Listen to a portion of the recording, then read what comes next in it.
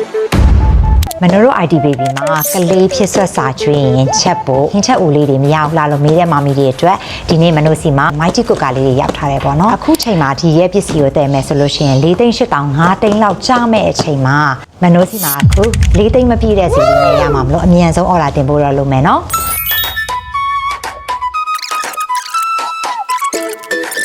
ဒါဆိုဒီရဲ့ဟာကလေမမေရိုးနဲ့လုံးဝမစိမ့်နဲ့လေယမီဘိုက် brand ကထုတ်ထားတဲ့ယမီ shop လေးပေါ့နော်ရဟာလေး weight လေးတော်တော်ရှိတာပေါ့နော်ဒီမှာဆိုလို့ရှိရင်လည်းဒီ bake လုပ်ဖို့တိုင်မာလေးတွေပါတယ်ပေါ့နော်ဒီကလေးတွေအတွက်ဆိုလို့ရှိရင်မနိုတို့ကအိုးတွေရွေးချယ်တဲ့အခါမှာ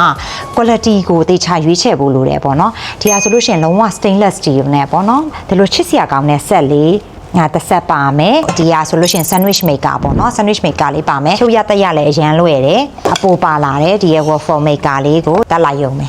အဲဆိုလို့ရှိရင်7မျိုးထဲနဲ့ sandwich လည်းလုပ်လို့ရတယ် waffle လည်းလုပ်လို့ရတယ်ပေါ့နော်မနိုတို့2မျိုးဝယ်စရာမလိုတော့ဘူးပေါ့နော်မာရီယာအခုက10နှစ်ပြင်မဲ့သူက waffle အရန်စားတယ် sandwich အရန်စားတယ်ပေါ့နော်ပြီးရင်တစ်ခါကြာလို့ရှိရင်သူအဲ့လိုမျိုးအတီးနှံပေါင်းတာလေးတွေစပြုတ်လေးလည်းစားတော့ခါကြောက်ဒီဟာလေးကိုသူကိုယ်တိုင်ပေါ့နော် baby food ဒီ6လအထက်ကလေးတွေမှာမဟုတ်ပါဒီကလေးလေးတွေကြီးလိုက်သူတို့ကိုယ်တိုင်ချက်ဖို့ပေးသုံးမဲ့ဆိုလို့ရှိရင်လည်းဒီဟာလေးက safe လည်းဖြစ်တယ် quality လည်းအရန်စိတ်ချရတဲ့ပစ္စည်းလေးမလို့ဒီဟာလေးကိုတော့မြင်မြန် order တင်ဖို့လုပ်မယ်နော်လောဆယ်မှာအရေးအတွက်အများကြီးမပါဘူးယူမယ်ဆိုလို့ရှိရင်အမြန်ဆုံး order တင်ပေးပါ4သိန်းမပြည့်တဲ့စီလေးနဲ့ပဲရပါမယ် blog လေးကိုဆုံးဖြတ်ကြည့်ပြီးလို့ကျေးဇူးများတင်ပါတယ်